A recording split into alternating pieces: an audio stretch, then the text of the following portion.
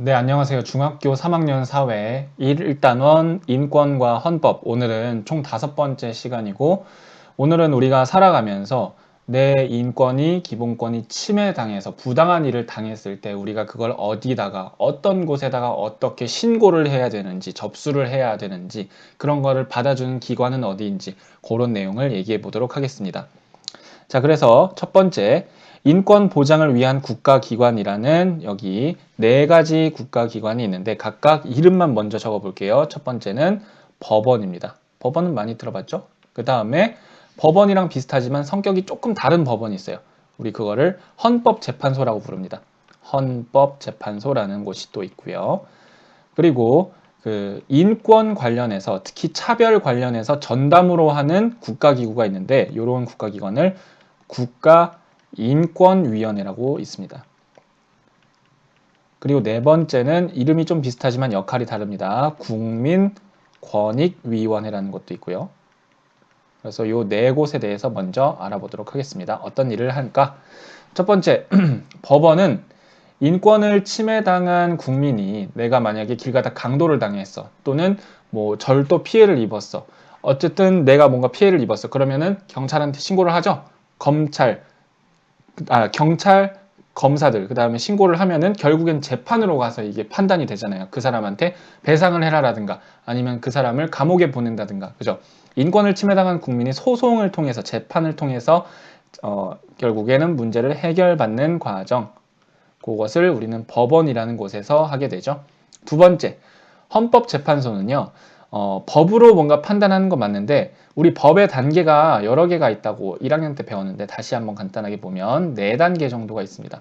가장 위에 우리나라의 가장 근본인 헌법, 그리고 그 밑에 2단계의 법이 우리가 흔히 말하는 법이에요. 법률이라고 부르는데, 법률은 국회의원들이 만들고 바꾸기도 하고 없애기도 합니다. 그러다 보니까 잘못된 경우가 있어요. 사람들이 만들다 보니까. 그리고 시대에 맞지 않는 법들도 있고.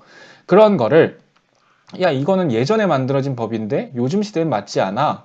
헌법의 상의 원리에도 맞지 않는 것 같아. 그래서 헌법을 기준으로 이 잘못된 법률을 판단해서 없애거나 바꾸거나 이렇게 바꿔주세요라고 요청하면은 그걸 판단해주는 기관이 있는데 거기를 바로 헌법재판소라고 부릅니다. 그러니까 여기 보면은 법률과 헌법이 같은지 다른지 여부를 판단한다는 거. 요거를 위헌 여부를 판단한다. 위헌, 헌법 위반이다라는 뜻이죠. 그거를 한 곳이 바로 헌법재판소다. 이런 얘기입니다. 자, 근데 이 법률이랑 헌법이 같은가 다른가를 보는 게 2가지 이름으로 불립니다. 상황에 따라서 이름이 바뀌어요. 역할은 똑같은데 첫 번째 이름은 헌법소원심판, 두 번째 이름은 위헌법률심판. 이거 역할은 똑같은 겁니다. 헌법을 기준으로 판단하는 거. 근데 이름이 다르죠? 상황이 달라요. 잘 보세요. 헌법소원심판은 일상생활과 관련된 그냥 일상생활을 하다가 법이 이상하네. 이거 바꿔야겠어. 신고해. 그거는 헌법소원심판입니다. 예를 들면 낙태죄라는 게 있죠. 낙태라는 거는 여성의 몸속에 임신된 태아를 제거하는 거를 낙태라고 부르죠. 근데 이게 태아가 처음에 수정된 이후부터 10개월 동안 긴 기간이 있는데 예전에는 이거 그냥 처음에 수정된 이후부터 여성이 원치 않는 임신을 하는 경우도 있잖아요. 어떤 경우가 있을까요? 뭐 예를 들면은 성폭행으로 임신을 하게 되는 경우도 있습니다. 그러면 당연히 원치 않는 임신이겠죠. 근데 어쨌든 임신이 되면은 예전에 낙태죄라는 법에서는 그 임신 수정된 생명이 된 태아를 떼내는 순간 불법이 되는 거예요. 근데 요즘에는 이게 생각이 사람들이 많이 바뀌어서 아니 그럼 여성의 신체의 자유를 인정을 안 해주는 거냐라고 요구가 많아졌기 때문에 일상생활 중에 관련된 이 낙태죄를 없애달라는 헌법소원 심판이 제기됐고 결국에는 그 법원에서 그러면은 그 처음에 임신이 된 순간부터 어느 정도 기간까지는 조금 기간을 더 주겠다 해서 그 이후부터는 낙태죄가 적용되지만 그 이전에는 아니다라는 식으로 해서 지금 예전에 있던 처음부터 끝까지 낙태라는 이 법은 잘못됐다. 바꾸던지 없애라라고 판단이 이루어졌습니다. 그게 바로 헌법소원의 사례고요. 두 번째는 대표적인 것만 볼게요. 군대에 가야죠. 군대에 가야 되는데 특별한 이유로 총을 난 못 들겠어. 사람을 어떻게 죽여라는 사람들이 있습니다. 특정 종교나 교회에 다닌다거나 자기 신념에 나는 양심상 총을 못 들겠어요. 사람을 죽이는 물건을 내가 어떻게 들어요? 라는 사람들이 있는데 과거에는 이거 병역법 위반으로 다 감옥 갔어요. 근데 사람들이 이렇게 생각하는 거죠. 아니 내가 군대에 안 가겠다는 게 아니라 병역의 의무는 내가 어딘가에서 도움을 주겠다. 근데 난 총을 못 들겠다 이거야. 근데 그냥 다 감옥에 보내서 처벌하는 거는 헌법상에 있는 양심의 자유를 위반한 게 아니냐. 이 지금 병역 거부를 처벌하는 현행 병역법이 헌법과 잘못됐으니까 이거 바꾸어 주세요라고 헌법소원 심판을 제기했고 결과적으로 비슷한 판단이 내렸습니다. 이렇게 대체 복무 제도가 없는 다른 일을 할 수 있게 하지 않고 무조건 처벌하는 거는 잘못이다. 언제까지 바꿔라 라고 해서 이게 지금 좀 시간이 됐는데 이 판단이 내려진 지가 지금 바뀌었는지 대체 복무가 어떻게 됐는지는 아마 진행 중인 것 같고 그래서 그 당시에 이것도 위헌 여부로 위헌 판단이 나가지고 바뀌고 있는 상황입니다. 그런 것들이 있습니다. 다음 더 많지만 사례가 정말 많지만 그냥 건너뛸게요. 일단은 위헌 법률 심판은 이건 뭐냐? 아까는 여기였죠. 일상생활 중이었죠. 상황이 다른 거예요. 이름은 그냥 외우세요. 위헌 법률 심판은 재판 도중이에요. 재판 도중이야. 어떤 사람이 길 가다가 자동차로 내가 같이 우리 집에 같이 가는 우리 반려동물인 강아지를 치었어. 강아지가 죽었어. 요즘엔 애완동물이라고도 안 하잖아요. 반려동물. 우리 가족인데 근데 그래서 재판이 열렸어요. 그 사람의 잘못을 따지기 위해서. 근데 관련 법을 들여다보니까 이런 반려동물 관련 법은 민법에 나와 있는데 민법상에는 반려동물은 그냥 물건 취급을 하도록 기존의 민법이 있었던 거예요. 그러니까 그 내 반려동물을 치어서 죽이게 한 그 가해자는 그냥 그만큼의 돈만 나한테 지불하면 그 물건만큼의 강아지의 가격만 지불하면 어떤 처벌도 받지 않는다는 거죠. 그래서 이 과거의 민법은 반려동물을 이렇게 보는 이 법은 잘못됐다. 지금 근데 재판 도중이죠. 그러면은 이 재판을 시작한 그 원고 측에서 재판장님 잠깐 재판을 멈춰주시고 위헌 법률 심판을 신청합니다. 이 법이 뭔가 잘못됐어요. 그러면 재판장이 받아들이면 재판이 연기됩니다. 그 사이에 이 관련된 문제가 있다고 생각되는 법은 헌법재판소로 넘어가게 되고 헌법재판소에서 이 물건으로 보는 반려동물을 물건으로 보는 이 민법에 대해서 판단을 한 다음에 그게 잘못됐다, 위헌이다, 아니다 여부가 다시 돌아오면 다시 원래의 그 재판이 재개되게 됩니다. 자, 그런 거를 위헌 법률 심판이라고 하게 되는 겁니다. 그래서 재판 도중에 재판과 관련된 법률이 문제가 생겼다. 그럼 재판 멈추고 요거를 헌법재판소로 토스해가지고 거기서 판단해 주는 거. 그때는 위헌 법률 심판이다. 이렇게 부른다는 겁니다. 세 번째. 자, 우리가 차별을 당했어요. 내가 회사에서 어떤 이유로 차별을 당했어. 내가 장애가 있는데 장애 때문에 승진이 제한되는 회사 내부에 규정이 있어. 이건 우리나라의 평등법 위반이야. 헌법 위반이야. 인권 침해야. 내 차별당한 거 어디다 신고해야 되지? 특별히 차별 이런 거 관련해서는 우리나라에서 국가인권위원회가 전담하고 있습니다. 그래서 국가인권위원회는 행정부, 대통령이나 장관 요런 데 밑에 있지도 않고요. 그 다음에 국회의원들, 그 다음 법원의 판사들 요런 데에 속해 있지 않은 독립된 국가기관이기 때문에 얘네는 여기다 적어줄게요. 독립된 국가기관. 어떤 권력들한테도 눈치를 보지 않고 딱 그것만 판단을 해줍니다. 근데 우리가 그 국가인권위에다가 신고를 하는 거를 좀 용어가 어려운데 그냥 외워주세요. 진정을 넣는다 이렇게 표현하고요. 그럼 여기서 조사를 하겠죠. 그래서 바꿔라 라고 명령을 합니다. 근데 명령이 아니라 권고를 해요. 바꾸는 게 어때요? 이렇게 한번 바꿔보세요. 이렇게 그거를 권고라고 부릅니다.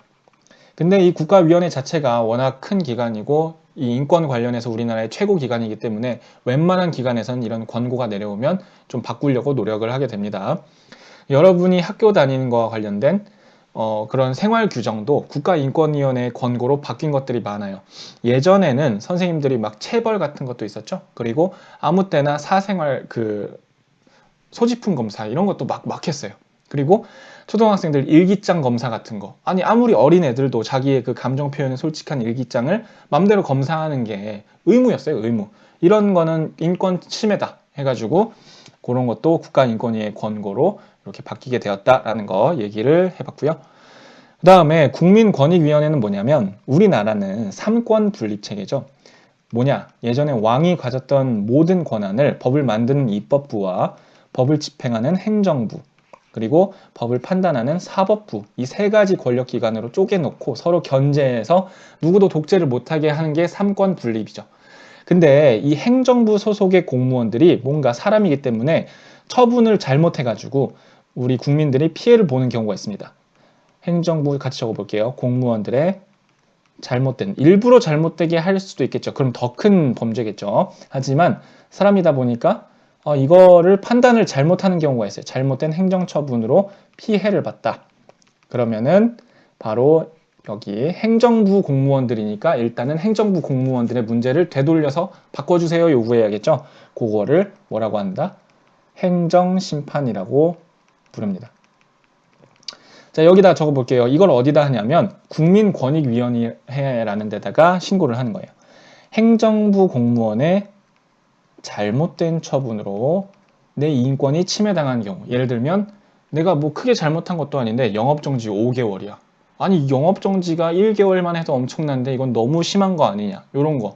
그 시청 공무원의 판단을 바꿔주세요 라고 요청하는 거예요. 국민권익위원회에다가. 이런 행정부 공무원들의 잘못을 바꿔달라고 요청하는 그런 거를 행정심판이라고 부릅니다. 그러면은 국민권익위원회에서 행정심판위원회라는 게 소집돼서 행정심판, 이건 잘못된 것 같아, 판단을 합니다. 한 가지만 다른 예를 들어보면 군대에서 톱질을 하다가 손가락이 잘렸어. 근데 이거는 군대에서 시키는 건 다 국가에서 일하는 거죠. 근데 이 손가락이 잘린 사람이 배구 선수였어요. 그래서 배구 선수로서의 그 선수 생명이 끝나버린 거예요. 국가에서 그러면은 군대에서 있었던 일이니까 보상을 해줘야겠죠. 근데 이게 공무상 내가 국가의 일을 하다가 잘렸다는 거를 인정을 안 해준 거예요. 그 군대 공무원이. 그냥 너의 개인적인 실수니까 이거는 공무상 재해로 볼 수 없다. 이런 판단을 내린 거죠.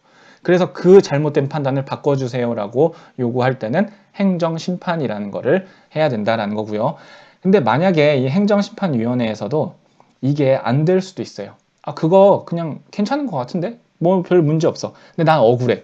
그러면은 이때는 두 번째 단계로 행정부를 건너뛰어서 진짜로 법을 판단하는 사법부에다가 행정소송이라는 거를 다음 단계로 제기할 수 있습니다. 이건 재판이 열리는 거예요. 정식 재판.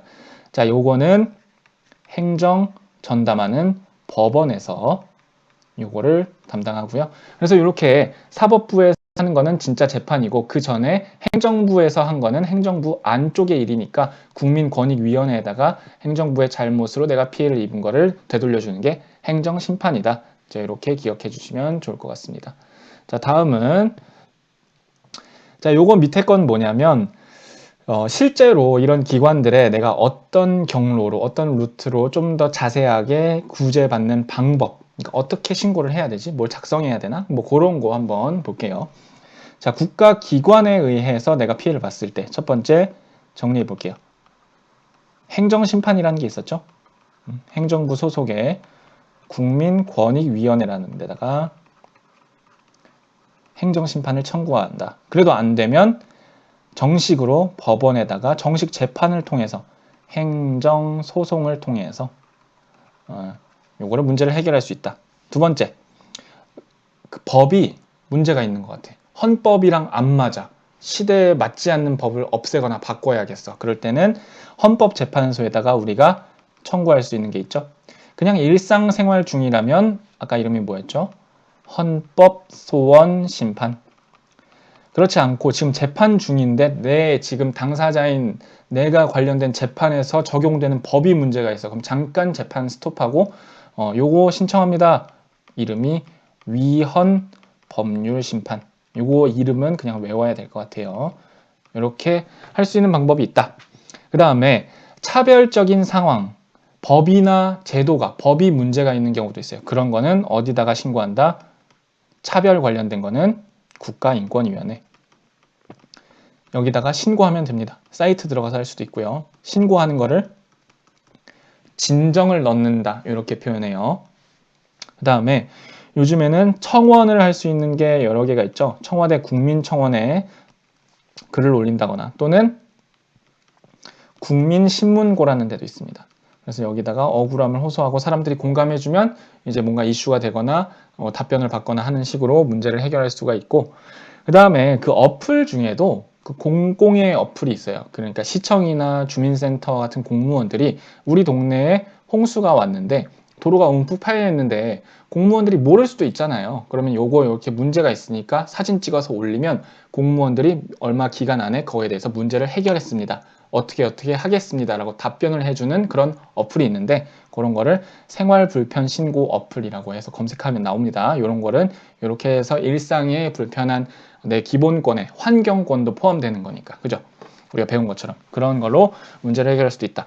그 다음에 국가기관에 의한 침해는 이렇게 판단을 하고, 다른 시민에 의해서 내가 뭔가를 돈을 빌려줬는데 안 갚아. 그러면 내가 돈을 빌려줬다는 차용증을 써줬잖아요. 그럼 이걸로 민사소송을 제기할 수 있습니다. 자, 그래서 민사소송을 제기하면 법원에서 민사재판이 열려가지고 원고와 피고가 각각 변호사를 대동해서 싸운 다음에 어쨌든 당신이 돈을 빌려갔는데 안 갚았네요. 돈 갚으세요. 이렇게 명령해 주는 거. 그걸로 억울한 걸 해결할 수 있고, 만약에 범죄가 발생했다. 범죄는 다릅니다. 개인 간에 일어난 문제가 있고, 범죄는 형법이라는 거에 그걸 위반한 건데, 그거는 우리가 신고를 하면은 경찰이 조사를 하죠. 그 신고를 하는 걸 고소를 한다고 합니다.